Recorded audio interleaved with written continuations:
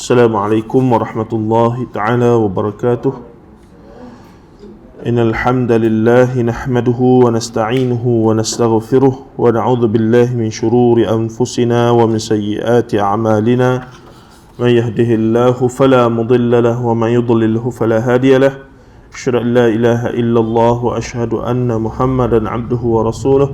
Allahumma salli wa sallim wa barik ala Muhammad wa ala alihi wa sahbihi wa man tabi'ahum bi ihsanin ila yaumiddin, amma ba'd. Fa inna asdaqal hadits kitabullah wa khairal hadi hadi Muhammadin sallallahu alaihi wasallam wa syarral umuri muhdatsatuha wa kullu muhdatsatin bid'ah wa kullu bid'atin dhalalah wa kullu dhalalatin fin nar, atau kama qala an-nabiy sallallahu alaihi wasallam, la nabiyya ba'da. Alhamdulillah, pertamanya kita mengucapkan takziah, inna lillahi wa inna ilaihi raji'un. Allahumma ighfir lahum warhamhum wa'afi wa'fu anhum, kepada mangsa kemalangan yang dekat sangatlah dengan pak kita ni. Duk terbayang juga kalau mari jatuh atas rumah kita itu. Nah. Sebab sini memang laluan kapal terbang lah kan. Kena standby sokmo lah. Baik, insyaAllah kita masuk pada muka surat 106. Perbincangan ini sedikit mungkin berbeza lah dengan asatizah yang lain, tapi saya pun mutaakhir ni dah ada sedikit perbezaan dah juga dengan apa yang ditulis ni, mungkin dengan berkait isu-isu semasa ya. Tak apalah, kita baca. Sebab nak skip dia jadi macam kita tak amanah pula dengan apa yang kita tulis ni. Kita baca ya. Tapi apa yang ditumpahkan, apa yang dibahaskan itu tak semestinya tuan-tuan setuju pun. Ada benda yang mungkin boleh ada pegangan dan pandangan yang lebih baik, mungkin itu lebih baik lah. Baik, katanya di sini, saya sering berbahas dengan beberapa tu wasatiyah antara sunnah dan bid'ah. Ini satu perspektif dalam konteks dakwah alam Melayu Malaysia masa kini. Macam mana kita nak berinteraksi dengan masyarakat yang terlalu sensitif dengan kalimah bid'ah. Kita mukaddimah khutbatul hajah tadi bunyi bid'ah tu dia jelas.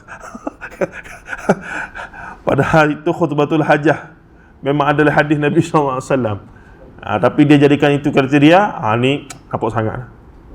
Nah, sampai setengah asatizah tu memang tak berani nak sebut khutbatul hajah tadi.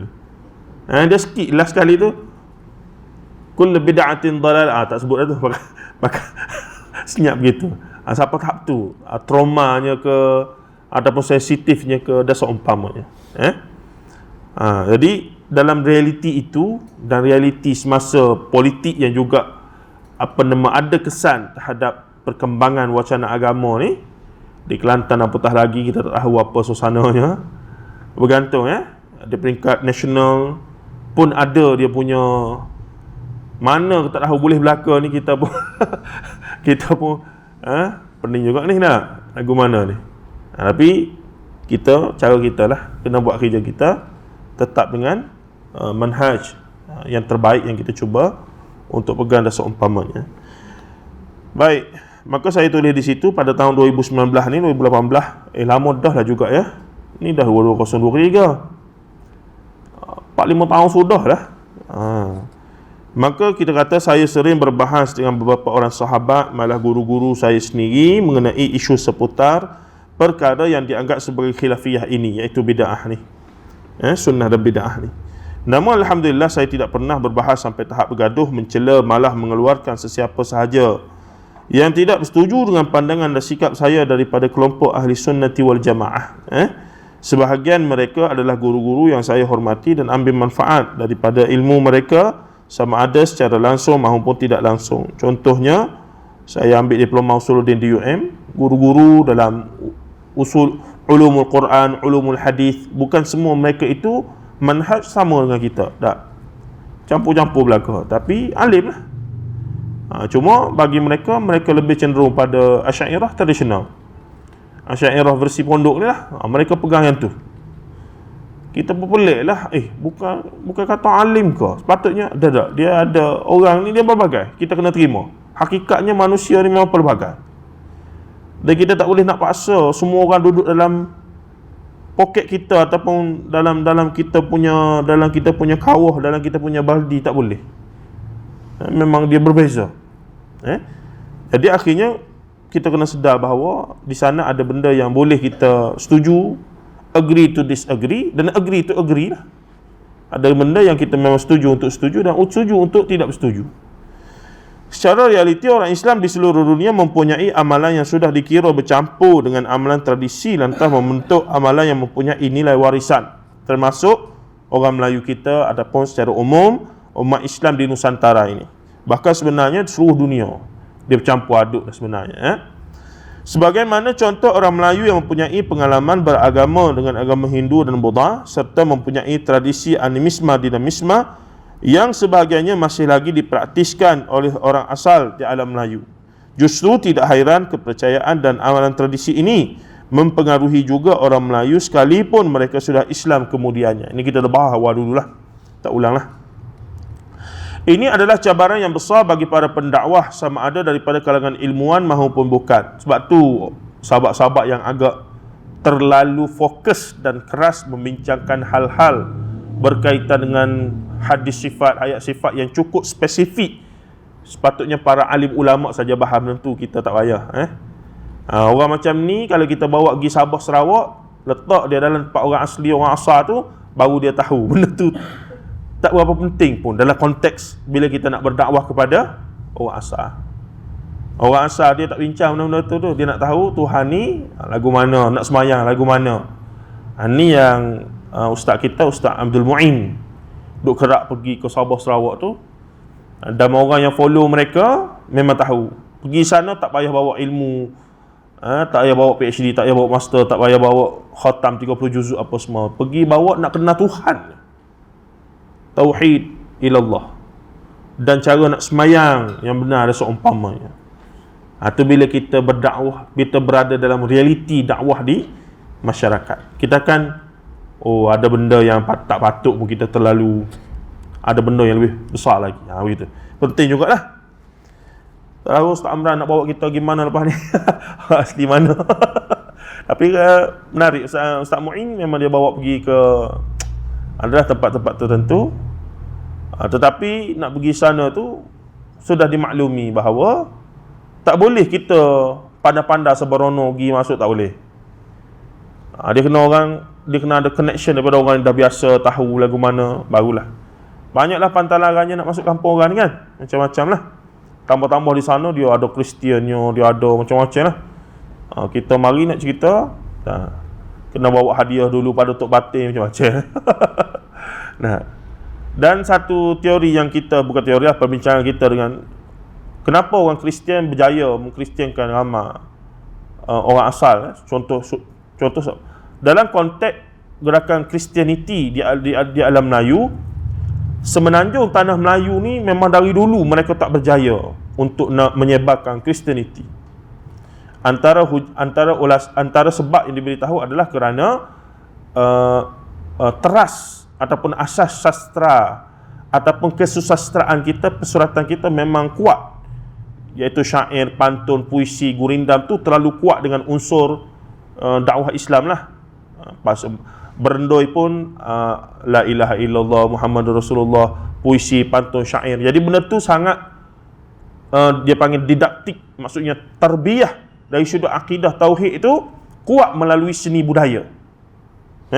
Menyebabkan antara sebab di semenanjung tanah Melayu nak jumpa orang murtad sebelum merdeka memang tak ada secara rasmi. Memang tak ada. Tetapi gerakan Kristianiti sangat berjaya di mana? Indonesia, Hindia Timur masa itu, orang Batak, orang Sunda ke apa semua ramai jadi Kristian. Sabah Sarawak sangat berjaya. Tapi orang Melayu orang Melayu Sabah Sarawak, orang Melayu ni biasa orang pesisir pulau, dan dia pun dah campur bidayuh lah apa semua tu. Tapi bila sebut kata Melayu, memang tak terima dakwah Kristian. Tapi Dayak apa semua tu gini, Kadazan, Dusun apa semua campur. Maksudnya berjaya. Sebab tu terjemahan Bible, menterjemahkan kalimah Allah dalam bahasa Indonesia memang dah lama. Sabah Sarawak memang dah lama guna. Memang mereka guna. kalimah Allah untuk menterjemahkan.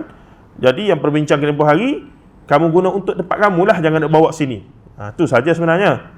Maka mahkamah keluarkan, okey, boleh guna untuk kamu saja, janganlah bawa kepada semenanjung apa semua, tak boleh. Begitu.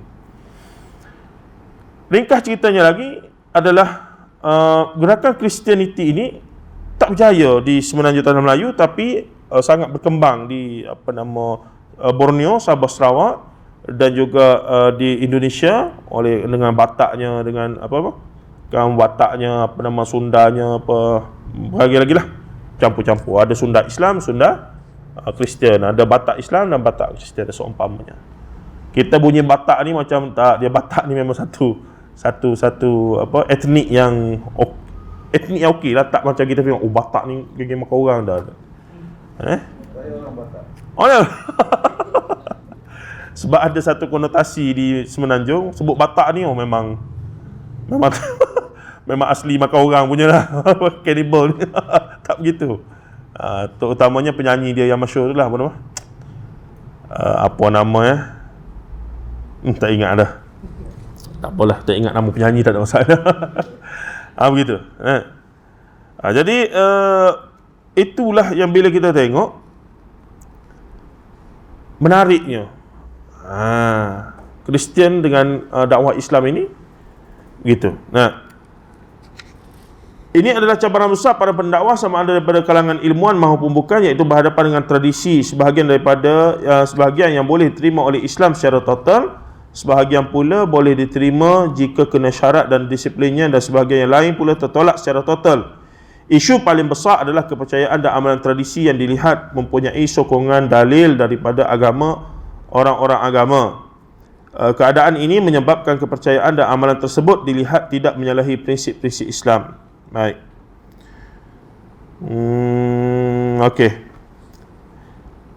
Realitinya memang begitu. Jika suatu tradisi, warisan adat dan budaya atau satu konsep amalan yang tercipta daripada kreativiti, cuma yang pasal dakwah Kristian tadi saya nak sebutnya begini. Dalam keadaan kita zaman moden ni, dakwah Kristian tetap berjalan. Cuma mereka terhalang sebab kita punya perlembagaan lah. Mereka tak boleh secara terbuka. Jika terbuka dilaporkan, maka mereka boleh ditangkap dan seumpamanya. Tapi mereka tetap buat kerja mereka lah. Sabah Sarawak aktif. Dan satu benda yang kita tak sedar, sebagaimana kajian sahabat kita Ustaz Ahmad Ikram yang berada di Perlis sekarang, adalah kita orang Melayu, orang Islam, kita tengok Kristian, Hindu, Buddha ni sebagai satu belaka. Kita tengok salib, itu Kristian. Walhal di bawah Kristian tu ada pelbagai mazhab, pelbagai aliran, dan dia ada aliran bukan muktabar dia yang mereka sesatkan. Tapi semua itu aktif di Malaysia. Bila kita semak balik, mereka yang mengkaji khusus, sebenarnya Malaysia ni tempat yang paling subur betapa aliran-aliran yang dikirakan ekstrim dalam mazhab-mazhab Kristian, Hindu dan Buddha. Mereka memang hidup tumpuk sini belaka. Sebab kita memang loose dalam bab itu, memang terbuka. Sebab kita tengoklah Kristian, Hindu dah sama lah tu semua. Singapura tak? Singapura dia ada Harmony Act, dia panggil Harmony Act, Akta Harmoni. Kalau alirannya bukan arus perdana muktabar, Kristian yang bukan muktabar, Buddha yang bukan muktabar, Hindu yang bukan muktabar, muktabar arti kata arus perdana lah, jangan duduk kait. Mereka akan reject, tak boleh mari buat apa semua. Kita di sini pula, sebab boleh kajian menunjukkan, sahabat saya buat kajian, sami-sami dalam kuil Hindu sebahagian besar bukan orang tempatan, memang daripada tanah, memang daripada Hindi, tanah Hindu lah. Sebab apa? Pertama, murah. Nak bayar gaji Tok Imam sini, gaji minimum 1,800 macam tu. Bila import sana, bagi 800, settle. Makan percuma, duduk di kuil, baca doa, settle. Jadi Tok Imam dia jadi sami dia. Murah. Satu. Yang kedua, dia duduk preach, dia duduk ceramah apa benda tak tahu tu kepada orang yang duduk bahari tu. Dan KDN tak ada, dia orang tak perlu ada tauliah, tak perlu apa, tak ada badan yang memantau dan seumpamanya. Jadi dia bercakap apa, dia duduk sumbat apa lah kepala otak. Sahabat-sahabat kita orang Hindu, Buddha tu kita pun tak tahu. Termasuk Kristian, gereja-gereja Kristian. Ini satu benda yang bila sahabat-sahabat kita angkat isu ini ke peringkat polis ke KDN ke apa semua, mereka pun macam blur. Tak ada maklumat, kata sudah. Cuma setakat ini tak terjadi isu lagi. Cuma jangan tak lupa, memang ada YB yang pernah ditangkap tempoh hari, YBDAP lah jelas ditangkap atas isu terlibat dengan LTTE sebagai contoh. Dan ada gereja-gereja yang dibongkar ada senjata api, sempat simpan senjata api dan seumpamanya. Jangan main. Memang ada benda ni, ada laporannya, bukan kita reka-reka. Cuma setakat ni tak meletup betul-betul lagi. Tapi dari sudut gerakan, dari sudut benda tu memang ada. Mereka ni memang jadikan Malaysia sebagai transit. Segala lah kita ni dadahnya, pelacuran semua sini. KLIA lah tempat dia tu. Macam mana dia proses tu kita tak tahu. Tapi sini memang mereka jadikan tempat untuk itu. Jadi kita pun risaulah juga. Masalah di peringkat orang atasan ni, dia nampak satu benda je, Wahabi tu je. Yang lain dia tak cara. Pengganah Wahabi ni, Wahabi semua Wahabi. Yang lain daripada tu tak ada. Dia tak tahu. Yang ni lagi bahaya ni kalau apa-apa berlaku dan seumpamanya. Kita harap sebenarnya pihak berisikan ke polis ke apa semua ada maklumat lah, bukan kata tak ada maklumat langsung. Baik, satu. Yang kedua, seterusnya. Jadi dalam masalah dakwah kepada orang asli, kita setuju orang Kristian ni dia boleh tahan lama. Kita bincang dah lama dulu, kerana mereka ni memang bayar gaji seorang padri dia tu duduk dalam gereja dalam hulu kampung mana, orang asli mana tu, duduk situ kahwin dengan orang tempatan, beranak pinak, bagi 5,000 sebulan. Nah, kita punya pendakwah majlis pejabat agama masuk 2 hari balik keluar. Masuk Islam syahadah keluar, masuk syahadah keluar. Tak siapa nak duduk dalam tu. Yalah kita pun kalau orang bayar 2,000 sebulan pun nak 3,000 sebulan tak duduk dalam tu dah tu. Duit banyak tak tahu nak buat apa. Nah, kita nature kita ni duduk Sungai Buloh, KLCC. Nah, tiba-tiba nak suruh duduk. Pening kepala. Nak pergi kuliah pun tak boleh, nak gitu apa, internet pun tak ada, nak dengar kuliah pun tak boleh. Jam. Macam orang sini lah, orang bandar ni balik duduk Kelantan cuti sekolah. Kelantan kuliah subuh apa semua tak aktif. Pening dia balik, masjid sini tak ada apa-apa. Tak ada. Lepas subuh balik minta. Sembang politik di detail tu Mana ada kuliah-kuliah. Dia kata sini ni kuliah subuh kalau hari minggu, hujung minggu kuliah subuh, kuliah duha, kuliah zuhur, kuliah asar, kuliah maghrib, kuliah isyak tu. Masjid Ulu Kelang, Ar-Ridwan. Sehari banyak kuliah dia. Kuliah subuh, kuliah duha, kuliah zuhur, kuliah asar, kuliah maghrib, kuliah isyak. Ambil nak gapo lagi. Kata berlebih dah ni. Terlebih sangat dah ni pula dah gitu. Tapi nak katanya bila pergi ke masjid di luar bandar ni tidaklah seaktif di bandar ni. Pada setengah orang pencin dia tak nak balik kampung. Tak nak buat dia, boring. Baik duduk sini, aktif ada pun. Tak ada kuliah sini, boleh pergi sana. Tak ada sini, boleh pergi sana. Begitu. Cuma di kampung ni yang dia happy apa dia? Ceramah politik je. Tu dia nak share. Baik. Jadi kita lebih setuju, bahkan cadangan yang sepatutnya adalah Ustaz Mu'in pun tengah dalam usaha tersebut. Dia kena lahirkan pendakwah ustaz tok guru daripada kalangan dia sendiri. Orang asli ni kena cari yang kita rasa boleh didik daripada kecil tu, kita ambil tu, kita didik dia sungguh-sungguh. At least dia balik dia boleh cerita hafadul ain dengan semantapnya lah. Tak payah cerita ulum hadis, ulum tafsir apa semua, tak payah. At least nak ceritanya syahadah, tauhid, benda-benda fardhu ain ni dia balik dia boleh hajar.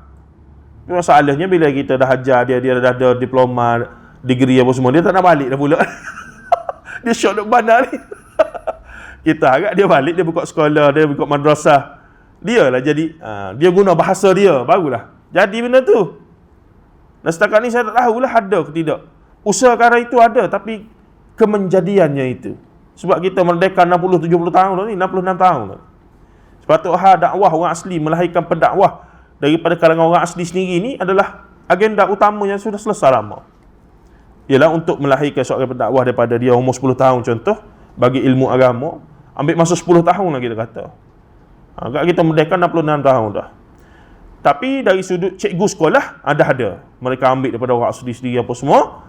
Mereka train di mana? Di Pahang tu, di Jerantuk.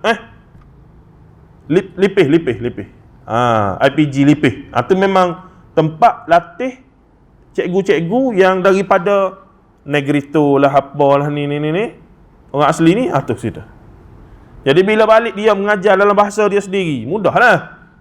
Kita ni doa situ. Jadi yang pendidikan Islam ni pun sepatutnya begitu. Cuma Allah Alam kejayaan, keberkesanan ataupun perjalanan itu dah ada.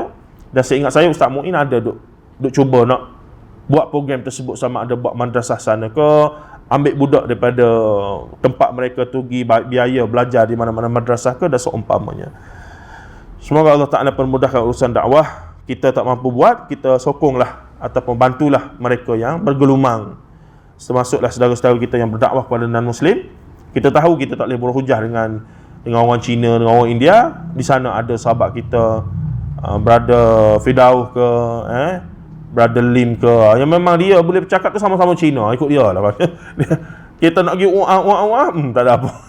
Jadi bagilah mereka, kita bantu, kita sumbang dan seumpamanya itu. Baik. Terusnya, realitinya memang begitu dari sudut tradisi kemudian yang menjadi warisan ini. Jika sesuatu tradisi, warisan, adat dan budaya atau suatu konsep amalan yang tercipta daripada kreativiti gabungan kepercayaan dan amalan-amalan yang ada asas dalam agama syariat Islam,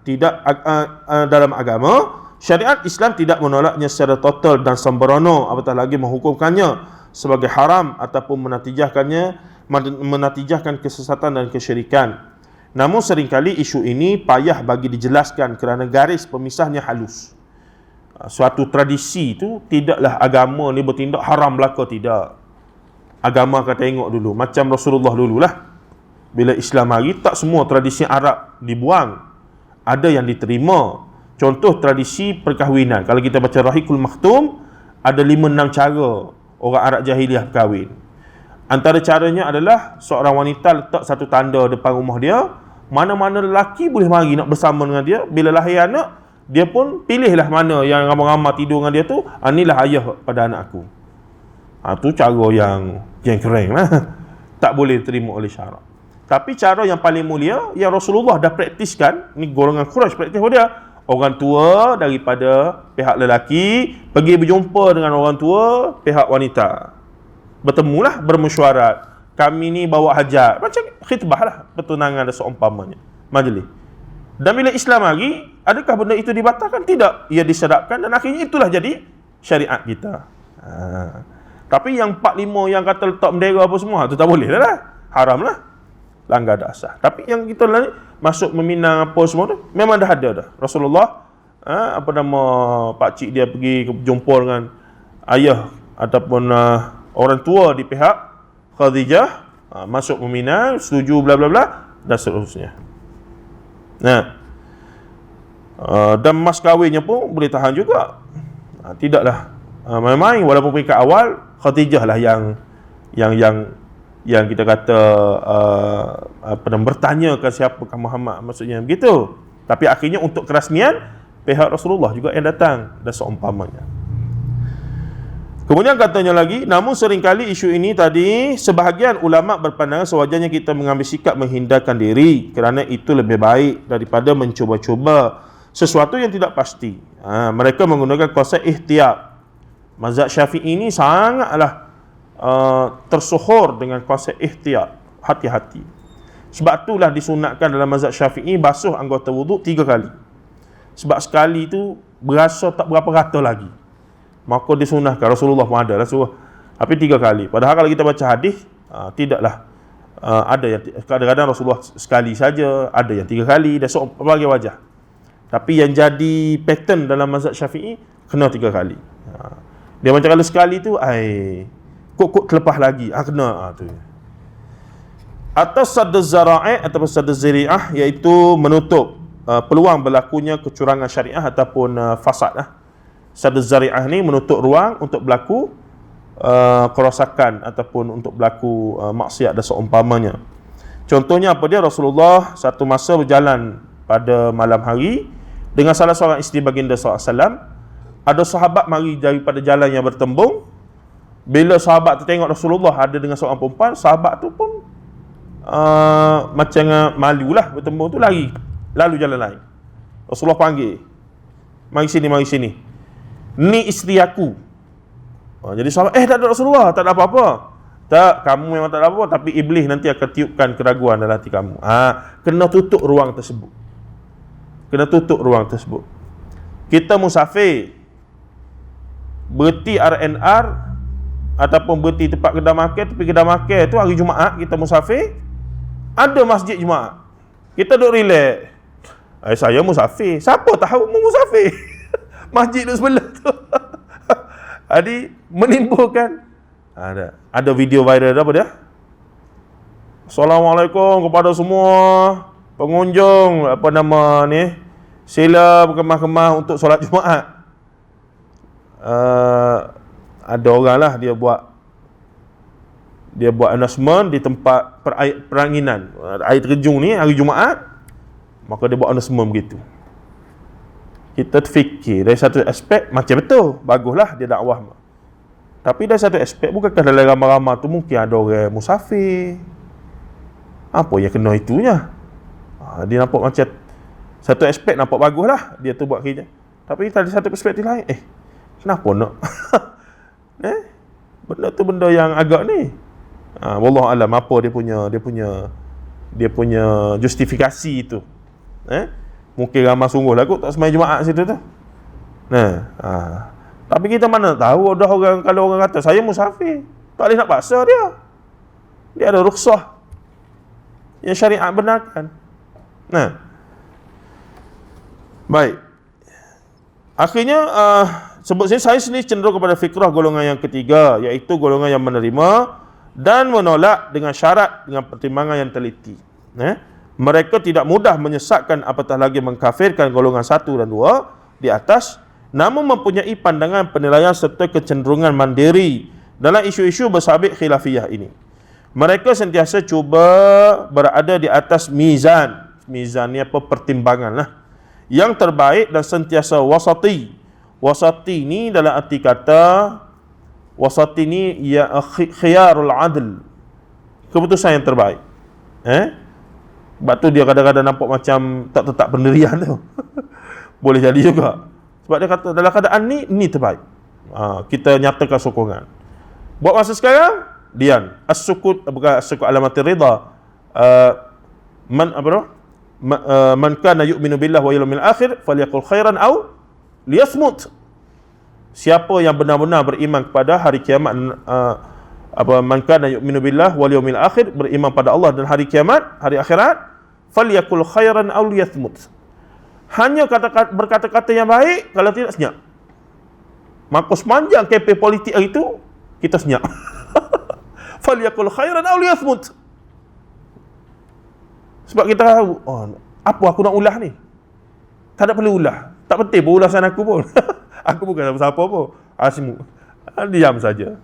Dalam grup keluarga ke, dalam grup taman ke, dalam grup, tak ada kita senyap. Tak ada apa-apa. Akhirnya sesat. Ada lagi dah tak sesat. Siapa sedak? Hot sedak sekali siapa dia? Geng tu lah sedaknya. Dia mau 60,000 sebulan. Tu. Kita boleh apa? Klipah. Tapi adalah bahagian kita tu adalah bagi orang yang penting lah. Akhirnya mencorakkan juga. Baik, katanya lagi apa dia? Mereka sentiasa tadi antara mereka sentiasa wasati, melihat yang kedudukan terbaik antara thawabit, perkara-perkara yang kekal dalam agama, usul akidah, usul ibadah tidak berubah, dan yang tidak boleh berubah seperti usul akidah dan ibadah, dan mutaghayyirat, hal-hal mutaghayyirat, perkara yang boleh berubah dalam isu seperti perbincangan furu' akidah, ibadah, khususnya muamalat, berkaitan dengan sistem dan seumpamanya, dia boleh berubah. Dulu tak ada bank, sekarang ni ada bank. Dulu tak ada produk-produk perbankan Islam, sekarang ada produk yang juga berubah, berevolusi. Tiba-tiba kita tengok, kata perbankan Islam sama dengan konvensional. Nampak macam sama. Masa BLR naik, dia naik juga. Kata kita tak naik. Kita pun kadang-kadang itulah juga ya. Tapi dah dia kata dia telah disemak oleh penasihat syariah dia lah apa semua, kita taklidlah pada itu. Maka kalau betul lah benda tu masih lagi tidak jelas patuh syariatnya, tangguhlah dosa mereka. Kita ambil produk ni sebab apa? Sebab dikatakan telah syar'i, telah produk Islami. Sebab apa? Ada penasihat syariah, profesor tu, profesor ni, gitu, gini, macam-macam lah. Mereka ni pun bukan free-free tu, mahal-mahal belakang tu, allowance tu dah. Jadi kita pun ambil produk tu buat pinjaman rumah kita, kereta kita, sebab ada benda-benda tadi. Kita kena buat pilihan tu. Kadang-kadang ejen ni dia ikut dan dia je. Dia bagi kita, Islamik ke tidak ni? Oh, nak Islamik ke? Mu ni. Kita kena sebut, saya nak Islamik punya. Islamik tu pula rupanya ada banyak produk. Ada yang jenis berubah-ubah sebenarnya.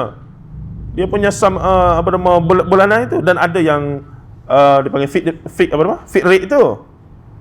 Kalau kita, tak apalah, asal Islamik saja. Tiba-tiba berlakunya tempoh hari BLR apa semua ni, kenapa saya punya naik bukan fixed rate ke? Dia fixed rate, semua sum assured tak berubah. Tapi bulanan tu dia boleh jadi tinggi, jadi rendah. Tapi akhir hujungnya dia akan jadi rendah. Sebab dia kira yang bahasa sungguh kata. Aku nak yang sama sampai dulu kini selamanya. Dia kata dok produk yang cik ambil sayang itu yang ni. Biru muka kita. Kena lah tuan. Saya kena dah kereta gitu. Apa sah naik ni? Aku bukan ambil fixed rate ke? Rupanya dia ambil yang tu Islamik, tapi yang tadi tu dia seketul tak berubah lah. 60,000 tak berubah. Tapi bulan-bulan tu dia boleh lagi main. Naik turun. Kita apa sah naik daripada 400 jadi 500 lebih. 100 lebih lah. Lagi juga bajet tuan-tuan. Rumah lagi, kereta lagi. Rumah daripada 1,700 jadi 2,000 lebih. 300-400 naik. Pening pada. Rupa-rupanya Islamik. Betul Islamik. Saya siapa tanya balik. Saya ambil produk Islamik ke dah itu ni? Islamik. Tapi hanya ni lagu ni. Bahasa sungguh. Jadi kita pun kena tegas lah. Kena tahu juga. Saya nak Islamik lagu ni. Hot fixed rate. Dulu kini selamanya. Dunia ni kiamat ke? Tu harga dia saya kena bayar. Tak berubah dah. Mahal sikit pun tak apa. Asalkan tak berubah. Gitu. Kena tu. Ingat cerdik dah kita kena juga. Allah Rabbi ya Karim. Baik, katanya lagi di sini, mereka maklum dan jelas ada perkara yang bukan sekadar antara tauhid dan syirik. Yakni satu perbincangan tu bukanlah antara kamu bukan ikut tauhid ni, syirik ni. Dia tak semudah itu. Sebab tu perbincangan ilmu ni kita kata ada unsur-unsur syirik. Kita tak kata awak ni musyrik dah ni. Ni Allahu akbar teruk ni musyrik dah ni. Jangan. Berat tu. Kita kata perbuatan ini ada unsur-unsur syirik ni. Na'udzubillah min dzalik. Khuatilah kita kena selamatkan. Kena cepat-cepat. Begitu. Ataupun iman dengan kufur, sunnah dan bid'ah, al-haq dengan al-dalal, serta seterusnya. Dia tidaklah hitam putih begitu banyak keadaannya. Lepas tu dia ada uzurul jahl. Uzur kejahilan, keuzuran jahil. Itu pun ada. Kita tengok orang nak buat benda-benda bid'ah. Jelas dah bid'ah. Kita tahu benda tu bid'ah. Kita tanya, tahu tak benda ni tak boleh ni? Ustaz saya kata boleh. Kita kata tak boleh. Ni fatwa keluar dah tak boleh. La ilaha illallah. Saya ingatkan boleh. Dia tu jahil tak tahu. Takkan kita kata syirik dah awak ni. Tak boleh. Dia jahil. Manakah kita ni ada tahu apa semua ni? Dia buat juga. Kenapa buat? Kenapa buat ni? Saya nampak ni lah caranya. Nak cepat kaya. Tikar nombor ekor. Tak ada cara lain dah. Tu dosa besar teragak lah. Memang kena lah. Kalau kita tanya, tak tahu kau nombor ekor ni haram. Lah. Saya ingatkan macam kita main tikar-tikar masa kecil dulu. Mana kita tahu dia betul jahil. Jadi itu ada unsur, ada ruang lagi yang tidak semudah kita kata, kamu ni telah. Tidak begitu ya. Agama ni tidaklah bersifat mudah nak mengukur dan seumpamanya. Baik. Ini adalah kerana apabila diperhalusi secara mendalam, kadang-kadang khilaf yang berlaku antara seputar isu di antara yang mana amalan dan i'tiqad yang lebih afdal, lebih aslam, lebih aula, lebih rajih, lebih daqiq. Dia begini, dalam bab fiqh kadang-kadang bukan antara salah dan betul, tapi yang mana lebih betul. Yang masyarakat dia buat ni sebahagiannya betul dah, tapi betul dia tu level bawah sekali. Kalau markah exam tu 30-40%, cukup-cukup makan. Jadi kita mari, kita kata begini, yang tuan-tuan buat selama ni betul dah tu, tidaklah salah. Dalal, sesak ke, khata' mutlaqan, jadi salah yang nyata, tidak. Betul lah tu. Cuma yang tu yang ulama kata harus. Kita hari ni nak mengaji benda yang ulama secara jelas, bahkan ijma', jumhur, hampir ijma' ulama kata sunnah Rasulullah yang jelas ada hadisnya. Jadi bukan antara salah dengan betul, antara betul dengan yang lebih betul. Markah dia A+. Dia pun nak marah tak nak, tak jadi. Tak boleh marah. Jadi mungkin berbezalah dengan yang tuan-tuan amal selama ni. Dengarlah dulu. Dia terpaksa dengar. Kita pun gerbung dia pun senyap. Nak marah tak nak salih. Kita tak kata dia buat bid'ah. Begitu. Antara kaedahnya lah. Ni kita nak mengaji benda hak lebih betul. Hak jelas Nabi sebut, hadisnya begini-begini. Yang tuan-tuan duk buat ni tidaklah salah. Cuma yang ni lebih betul. Dia pun, lagu mana ustaz ni? Baik, katanya lagi, maka ia perbincangan yang tentang yang mana lebih afdal, lebih aslam, lebih selamat, lebih aula, lebih utama, lebih rajih, lebih kuat, lebih daqiq, lebih mantap, lebih kita kata daqiq ni apa dia? Daqiq ni lebih kuat lagi. Nah, rajih tu kuat dah, daqiq ni kuat lagi. Siapa peringkat orang mesti kata dagik, bunyi go. Tidak daqiq dah. Lebih menepati sebagai ya rajul, bunyi ya ragul tu. Ya ragul. Rajul, jim jadi go. Kenapa? Kerana kemuncak lebih menepati dan dekat dengan sunnah Rasulullah sallallahu alaihi wasallam. Kerana kemuncak kepada fiqh adalah sunnah. Asal-asal fiqh ni sunnah belaka. Sebelum jadi fiqh, furu' apa semua tu, benda tu sunnah belaka lah. Hadis lah. Nah, namun apabila pengajian fiqh ibadah berorientasikan hukum dan fatwa tidak memberatkan terlebih dahulu perbahasan fiqh sunnah, kita melihat semakin lama semakin banyak sunnah yang sahihah terabaikan dengan sendirinya. Ini sistem pengajian kita. Kita pergi kepada kitab yang teruh istinbat hukum, teruh matan ataupun teks ataupun kitab pengajian yang untuk beramal tanpa bincang dalil apa semua itu gini. Untuk satu peringkat sesuai lah untuk orang awam, kanak-kanak. Tapi untuk pengajian peringkat orang tua ni tak boleh lah lagu tu. Tapi bila kita bawa budaya berdalil ini, mereka marah lah. Sebab mereka tidak diasuh mengajar guna kaedah tersebut. Apa dalil-dalil, ikut je lah. Tak payah tanya dalil, ikut je. Benda lah kita tak betul belaka. Sudah. Kita kata betul lah. Cumanya, itu kalau mengajar sekolah rendah budak, baru memayih, boleh lah. Kita nak advance sikit, besar dah sikit ni. Nak turun belaka, nak mati dah. Naklah lebih sikit. Maksudnya bila kita beramal tu, rasa solid. Begitu kan. Katanya lagi di sini ruang kelabu yang perlu kita fokus dan fahamkan seramai mungkin umat Melayu Islam di Malaysia ni, bukan bermaksud mereka perlu meninggalkan mazhab. Ini pandangan peribadi saya lah. Namun tidak boleh fanatik dengan mazhab tertentu sehingga menafikan pandangan fiqh mazhab lain yang kadang-kadang lebih baik bagi diterima dan diamalkan. Itu yang berlaku. Ini mazhab Syafi'i ni. Padahal dalam fiqh Syafi'i yang asal, yang lebih muktabar, benda yang dia kata fiqh Syafi'i itu tak ada pun dalam fiqh Syafi'i. Ataupun pandangan seorang saja ulama. Fiqh Syafi'i Nusantara. Ulama-ulama Nusantara punya fatwa. Walaupun sebahagian fatwa ulama Nusantara ni hebat ya. Contohnya apa dia? Dalam bab fiqh berkaitan dengan apa ni, suami isteri punya ni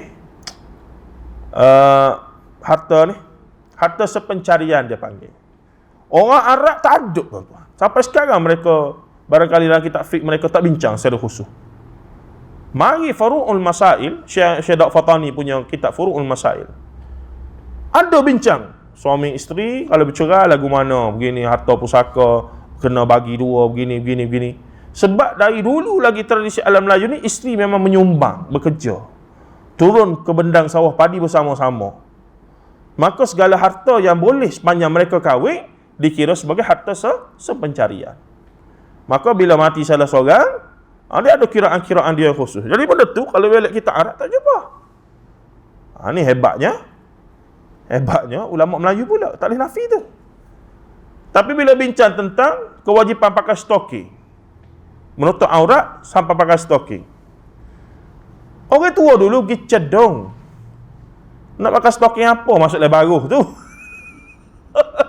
Jadi ada perbincangan, ada tak sesuai. Orang Arab okey lah, sebab mungkin dia begitu begini, dia suasana sejuk apa semua. Bahkan ada di tempat-tempat sejuk tu, mereka fatwakan boleh pakai skirt. Boleh pakai skirt dalam keadaan pakai stocking tebal, kasut tebal ke kulit dalam tu sampai. Boleh pakai skirt sampai pekat betih kata. Tapi bawah tu pakai boot tinggi kulit tu. Sebab tempat dia sejuk. Bukan pakai skirt mini skirt begitu tu, tidak. Kita punya boleh pakai skirt mana mau tu aja. Dah. Adik itu dah ramai yang jumuk dalam fiqh ni sebab duk mengaji kitab kuning dia tu. Bila nak pergi luar negara je, pergi doa mereka masuk Jambe tak jumpa pala pai. Sudah. Saya 2 minggu lepas pergi tak mari sini pergi apa nama rumah Rusia, ada program pengajar bahasa Melayu di Rusia 30 tahun buat. Kita pergi dia sebelum majlis bermula dia semaya dulu. Masuk tandas dia, apa enggak? Kawan tu pesan, sebab tu nak bawa water Ustaz dia kata. Apa pun tak royak. Mojo tak terasa nak buang air besar. Memang tak ada kepala baik. Kata demonim tak boleh fikir ke? Kalau kita nak bercakap tentang tamadun yang tinggi ada, Pak Mu ni bahagian basuh begok tu tak selesai lagi. Nah, tapi budaya dia begitu. Anak-anak kita pergi luar negara tu, tu bawa botol besar puluh kilo. Nah, tak bawa tu kat, dia ambil tu duk mikir lagu mana. Allahu Rabbi ya Karim. Jangan. Baik katanya lagi.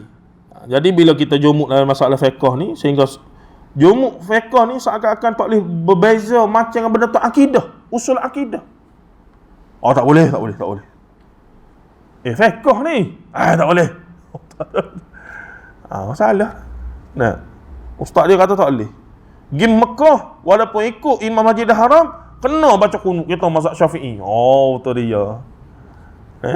Imam sujud dah dia. Cepat-cepat. Tak payahlah. Ikutlah imam tak baca, tak payah sujud ni. Masalahnya kata Allah, murtad dalam kita mazhab Syafi'i. Tak ada murtad. Tak apa. Itu Dr. Zami, Dr. Rara kata, bila masuknya isi borang bila? Kata keluar mazhab sekejap. Masuk bila? Masuk tu bila nak keluar tu?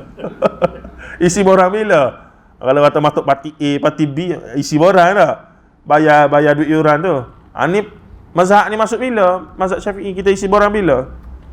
Benda boleh berbeza, tetapi tidak boleh. Tetap kita pun setuju tidak boleh tatabbu' ar-rukhas. Takbir mazhab Syafi'i. Letak dada mazhab Hanafi. Sengaja. Buatlah keadaan jahil tak apa. Ikutlah. Ni Allahu Akbar mazhab Syafi'i. Letak sini mazhab Maliki. Baru campur haduk ambil licin. Dalam keadaan dia tak tahu, ataupun dia tahu tapi dia sengaja. Lepas tu bab batal ambil mazhab ni, tu dia panggil tatabbu' rukhah, nafsu lah. Tak boleh.